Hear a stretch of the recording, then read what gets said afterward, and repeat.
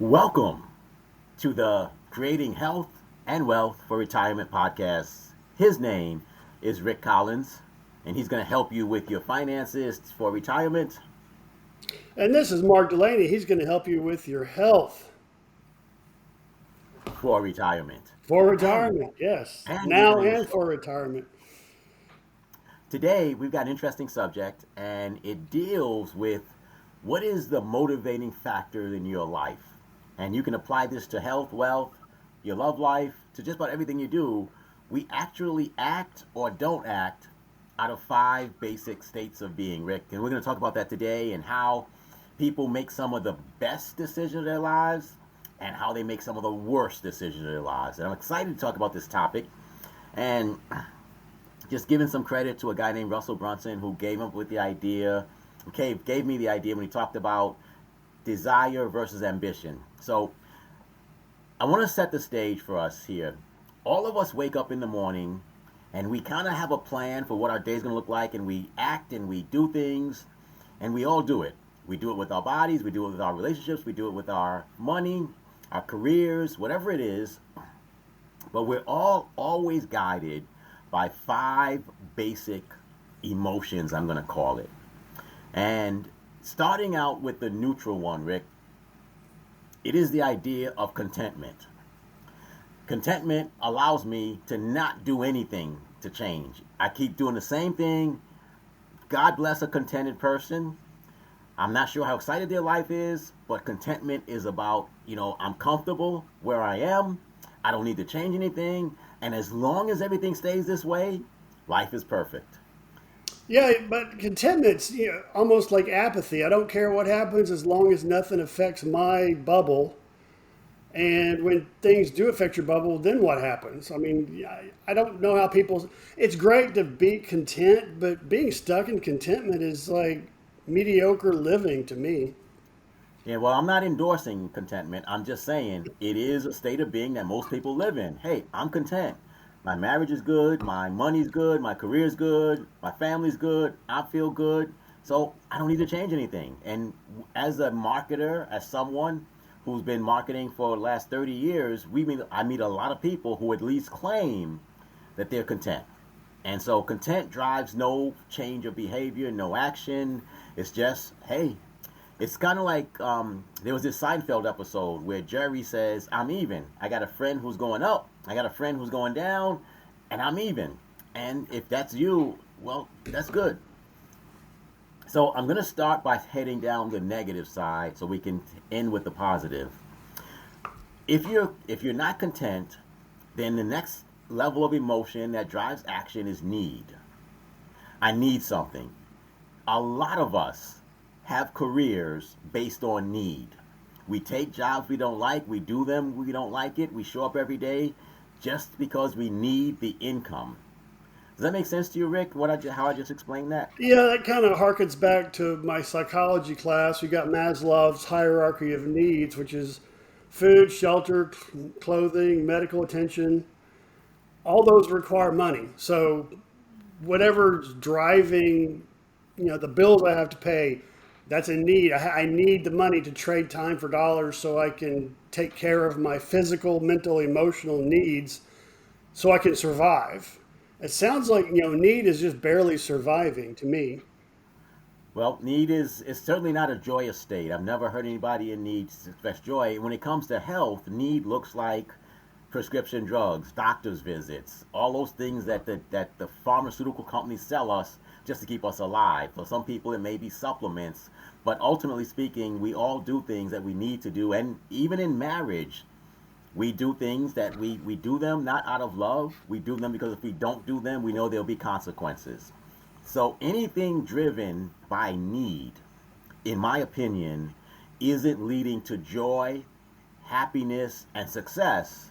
It's just what you're doing to survive this day or this week or this month. And that can't be fun. That can't be joyous living.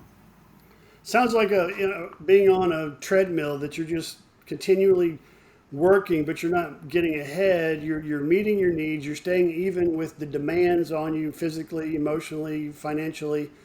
But I agree. There's not a lot of joy in just maintaining basic coverage of your fundamental needs. Correct. And what's even worse though is that you are working to maintain that state of need. Like nothing will ever change if you don't change to do something and get out of need and do some of the things we'll talk about later. But ultimately speaking, if you're taking a prescription drug, the prescription drug company's plan is you take that for the rest of your life until you need another one to counteract the side effects of the first drug, and then another one to counteract the side effects of, and it's a vicious cycle. And Rick, I know you Unfortunately, I've speak. got a few of those drugs that are very expensive, but without them, I die. But I never get off of them. I'm on insulin, and it's $1,000 a month, and if I don't buy it, I don't live much longer. Right? And so that's a so I'm gonna say, Rick, that that's not need, and I'm gonna explain that when I Well, talk about the next one. No, I'll explain it when I talk about the next one. But ultimately speaking, um, to speak to someone who is in financial need, because ultimately speaking, if they don't do something different, they're gonna be in financial need the rest of their lives. yeah, when you've got bills that are mounting and you're working overtime just to make ends meet, you're stuck. You're not underwater, but you're not able to put away any money towards getting ahead. You're paying your minimum payments on your credit cards, barely covering rent and utilities. You don't have any luxuries in life. You don't go out to eat very much because you're trying to make ends meet. Being stuck in that place is a hard road to travel because there is no movement forward. You're treading water, just trying to stay even. And I would say that someone with who needs, there's not just prescription drugs that people need. Sometimes I've heard someone say, I need to sit down because I'm out of energy or my legs hurt and I'm in pain. So we really want you, if you're listening to us right now, there's a good chance you're not in need. People in need tend not to listen to podcasts about creating health and wealth for retirement. And that's the problem. People in need only focus on how to survive today, not how to get out of need so you don't have to keep doing the same things over and over again. So that's need. The next level is what I call desperation. So some people are content, some people have need, but other times we get to a point where things are so bad that we act out of desperation. And when you act out of desperation, I don't care what it is, you are likely to make some of the worst choices and take some of the most destructive actions you can in your life. Yeah, feeling trapped and hopeless, and oh, I'm desperate to make a change. Yeah, people take shortcuts. They commit crimes. They borrow money at 25% interest. They do really. They raid their 401ks because they have to have a bill paid, and it's really a bad situation where your back's against the wall. You have no other choice, and you act out of desperation. Those are less than stellar, scenarios for making good choices. And it applies to our bodies also.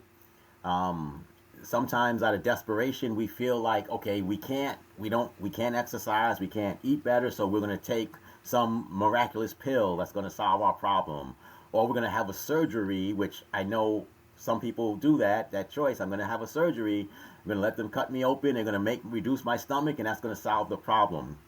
And I've seen a lot of people have that surgery and it had no impact on them whatsoever. I gotta own up. I had that surgery, and it did help me, but it's not a miracle. I mean, I went from 315. I had a vertical sleeve gastrectomy, and I went down to 240. So I lost 75 pounds, which was great, but it still requires discipline and diet and exercise to maintain my weight where I want it. I'm down at 195 now, but just the surgery itself, it's a tool, but it's not a panacea. It's not a one hit wonder that's going to fix all my problems. There's still work involved, even though the surgery did help. I was trying to avoid back surgery at the time, and my doctor said you need to lose 90 pounds or you're going to have back surgery.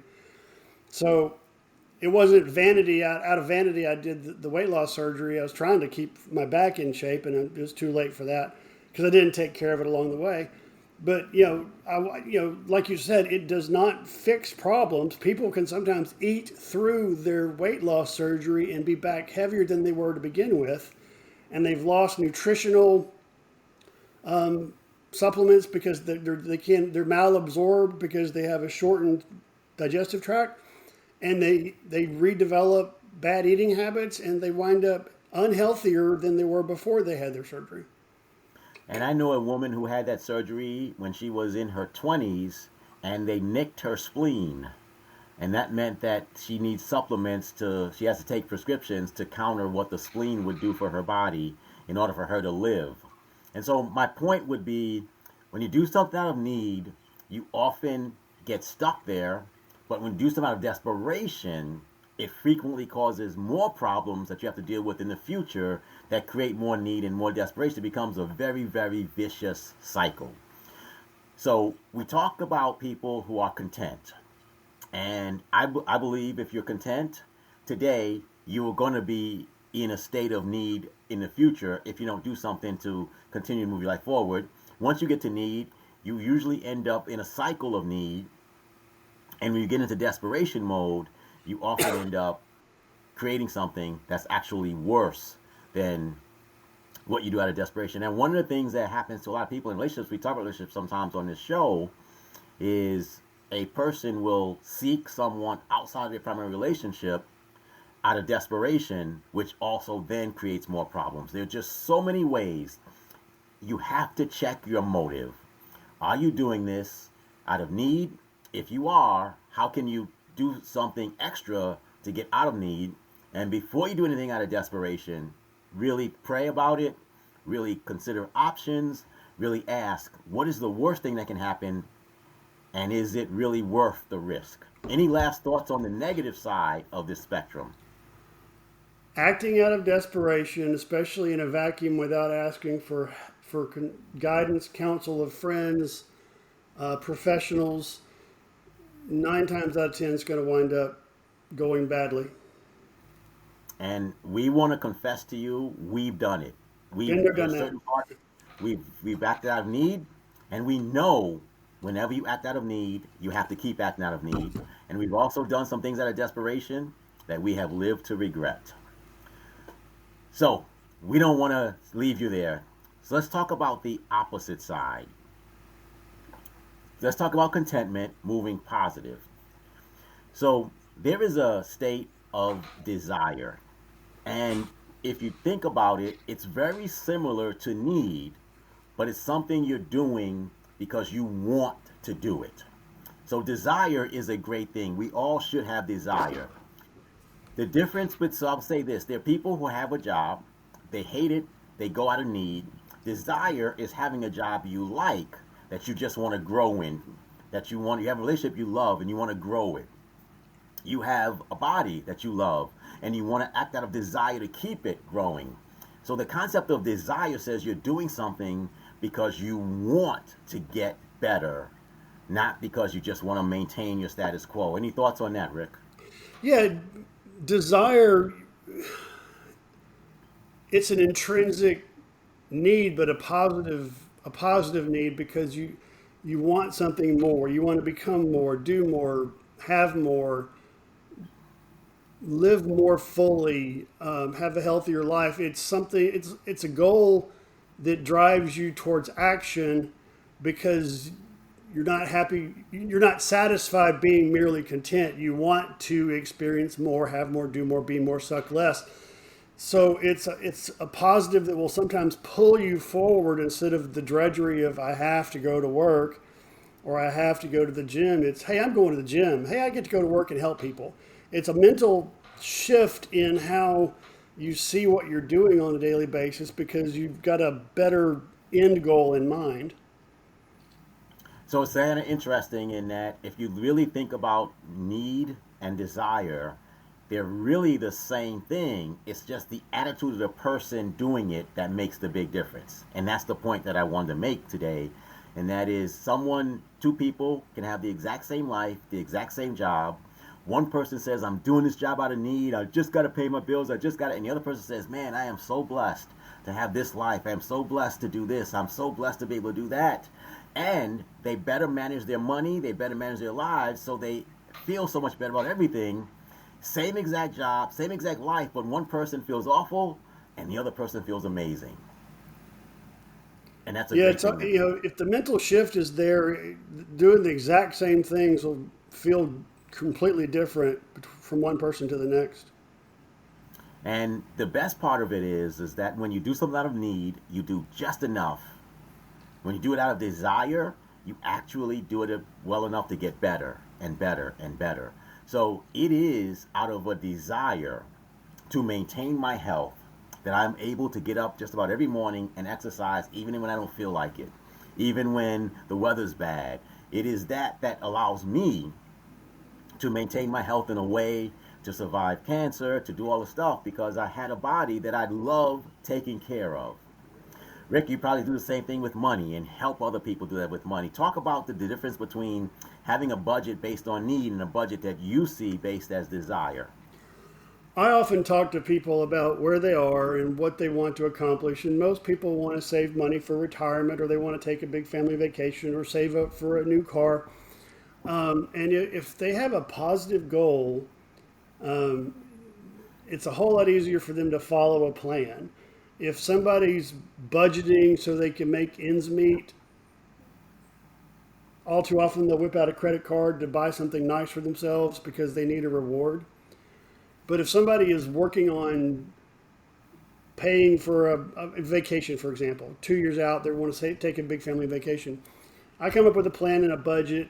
They're more likely to stick to that budget and do the work that they signed up to do because there is a reward in the future worth some temporary sacrifice now so they can have something nice in the future. And so the positive reinforcement of I'm working towards a goal that that's going to be worth it makes it easier to be consistent today, the next week, next month, even next year until they reach that goal.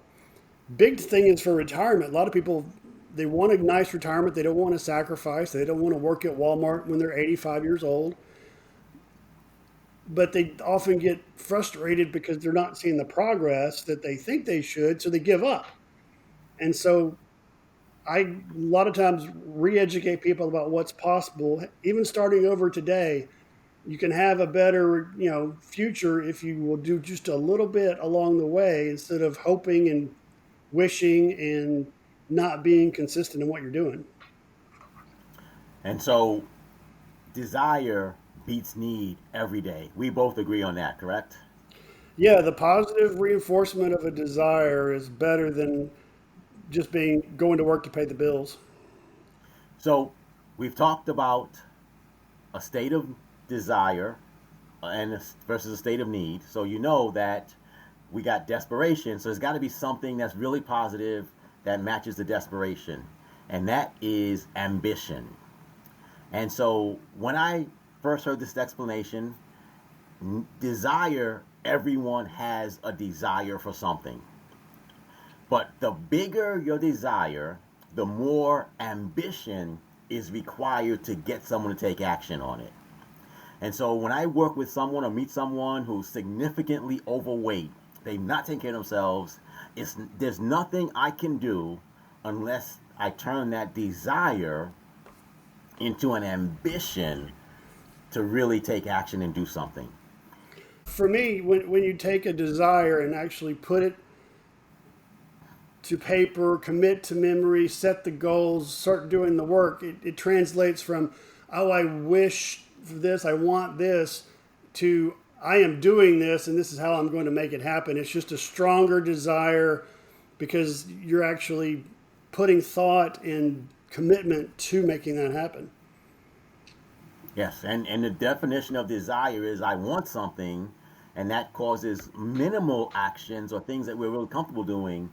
However, ambition means we're going to grow as a person or as a team to be able to do something we couldn't do before. So if my income is, let's say 5 grand a month, and I desire to make 10 grand a month, That's cool. Everybody has that desire. But do I have the ambition to go out and improve my skills, to study, to learn, to do something about it that will actually make my desire a reality in my life?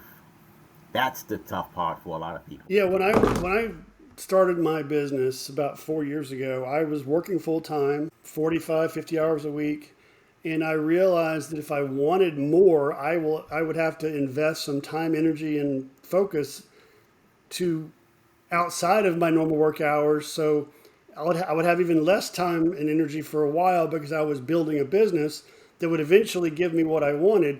So without having that end goal in mind, I never would have put in the extra hours to start my business because it wasn't a strong enough.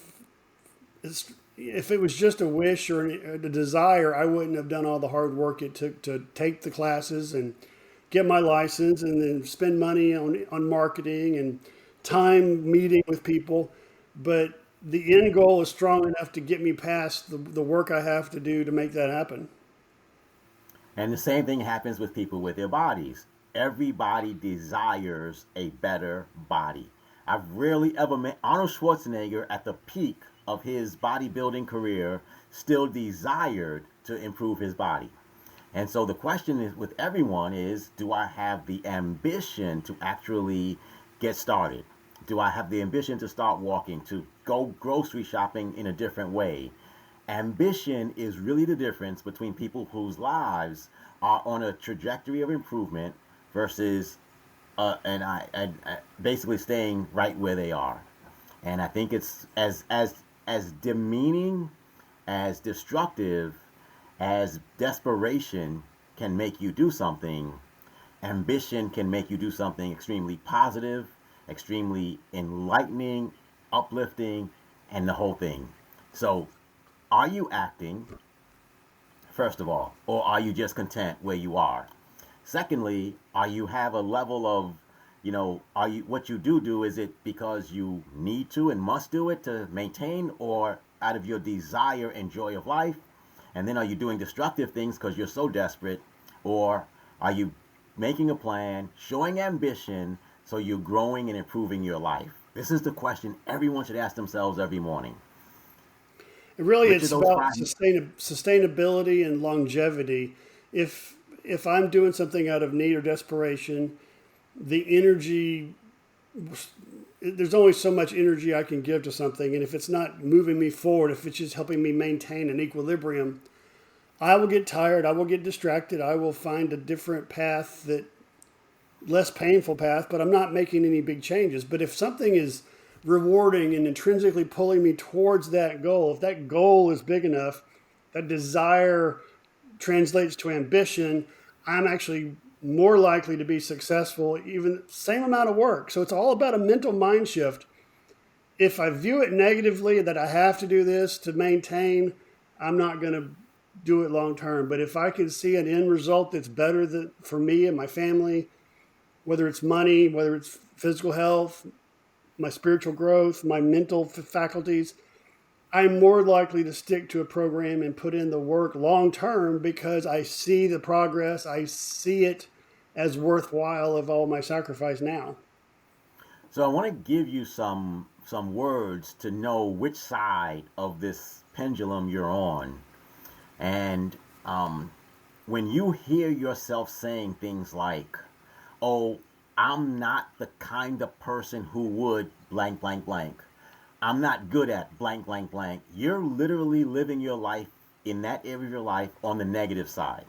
Everything you do is out of need or desperation, but whereas when you're doing it out of desire, you and especially ambition, you say, I might not be able to do it today, but with practice, with learning, with the right leadership, I can actually become a person who does that. And it is such a different philosophy of life when you say, this is who I am, this is the best I can do. You're going to spend the rest of your life out of need or desperation in that side of your life. Yeah, I remember reading Robert Kiyosaki, who wrote Rich Dad Poor Dad, and the poor dad would say we can't afford it. When they were asked to buy something for the house or do something nice, we can't afford it. The rich dad would encourage him to say, "How can I afford it?" And so it's opening your mind up to possibilities. So instead of saying, "I know I can't, I don't want to go to the gym and work out because I don't want to bulk up." Well, that's just an excuse. That's negative. If I get to go to the gym, I want to go to the gym so I can maintain and improve my body is a different mindset. The same with savings. If people say, "Well, I'm not a saver, I can't save any money," versus I'm going to build a retirement worth all my lifelong work. It's just a lot easier to accomplish when you've got that desire and ambition pulling you forward instead of the negative.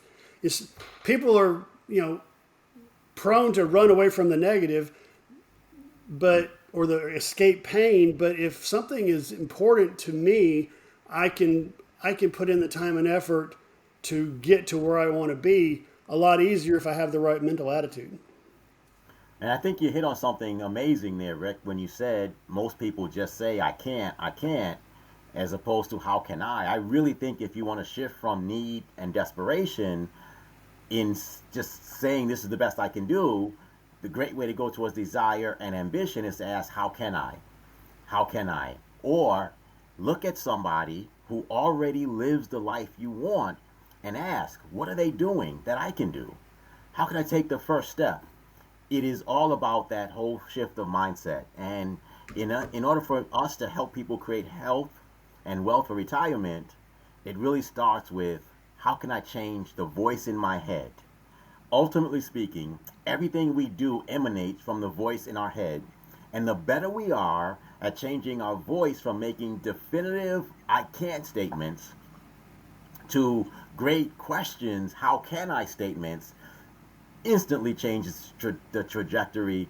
It changes the thought trajectory of someone's life, which then leads to changing the actions and behaviors, which then ultimately changes the results. Yeah, it's hard to reprogram your mind when the people you're around don't have what you want. I mean, I don't go ask my 350-pound uncle how to be healthy. I'm not going to go to my friend who has no money whatsoever to ask about finances. But we live in an age where you can download podcasts like ours or books or TED Talks about health and positivity and opening up your mind to possibilities.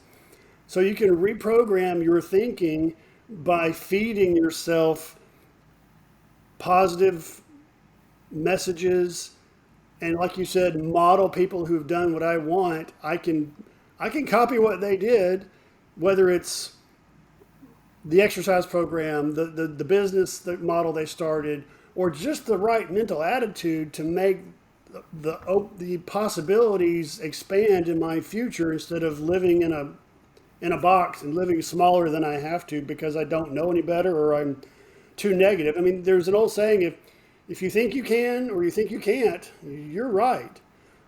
So opening that mental switch to being positive leads you down the desire and ambition path and away from the need and desperation.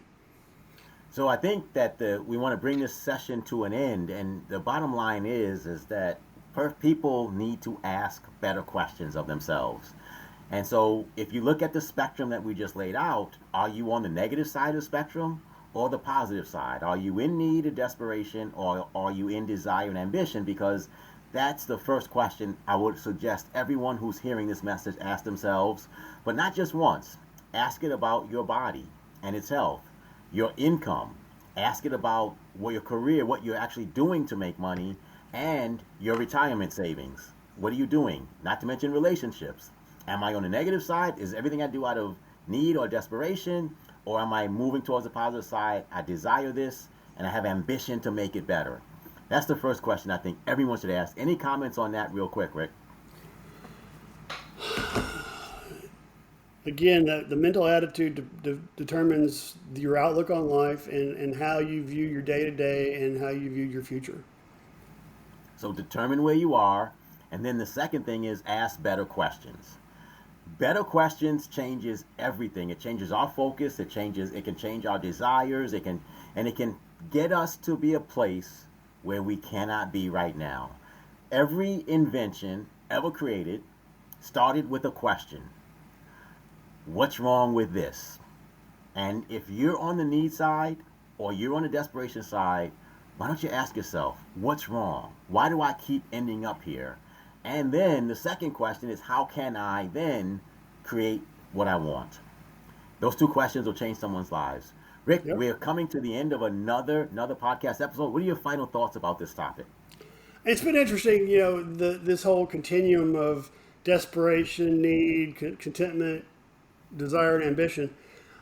I am a positive Oh, person. Rick, I want to cut you off for a second. It sounds like you're saying it was a great show idea for this podcast. It Whoever was came a up with great it show. must be What pretty smart. my genius partner here has some good ideas. Again, it's all about how I approach my day to day, how I approach my next month, next year, 20 years from now, determines how I see my day to day. So if my goals are big enough and I'm focused on making change, instead of, like you said, what's wrong? What can I do differently? How can I make things better? Opens up those possibilities. And the more I'm open to possibilities of a better future, the more likely there are going to happen. And so, in closing, for the content of this podcast, you are somewhere on a continuum. We all are. You do it with your money, you do it with your career, you do it with your calories, you do it with exercise, you do it with showing acts of love to the people you love. You do it even in your golf game if you're a golfer or whatever it is you do. Two great questions to ask. Am I on the negative side or am I moving towards the positive? And what can I do to continue to move towards the positive? Rick, if someone wants to talk to you or learn more about how you can help them create wealth for retirement, what would you say to them right You now? can go visit my website, getmydebtfreedate.com. That's getmydebtfreedate.com. And you can learn about me and book a free consultation, and we can help you move towards desire and ambition. And Rick, once in a while, it'd be nice if you said, "And Mark, how can you help them better with their health?" That'd be so cool, Rick. I keep waiting for that introduction, so I thought I would throw it out there because I asked myself a question: how can I get a better transition this time? And it worked out. So my ambition is paying off. And so to answer that question, Rick, is, you know what? I am a 64-year-old prostate cancer survivor, and I can do something for you if you're 50, if you're in your 50s or older, that no 40-year-old can do for you. I can show you how to become like me when you're in your 60s. And I really want you to think about that. You're not trying to recapture your youth. You're trying to create the future that you want, and I can help you do that. Not because I read about it in a book, not because I was a super athlete from a childhood, but because I've actually done it. And so if I can be of help to you, please check out school.com/THMCLUB. And I can't wait to see what you and I can create together. Rick, last thoughts or comments for this week? It's been interesting talking about this continuum. And next week, I'm looking forward to talking about when people have lived in the need and desperation, made some bad choices. What do they do with the regrets that they feel towards what they've done out of desperation and need? So I'm looking forward to next week. All right. You folks have a great week, and we'll be here. And I'm going to say something from my childhood. Same bat time, same bat channel. We'll see you next week.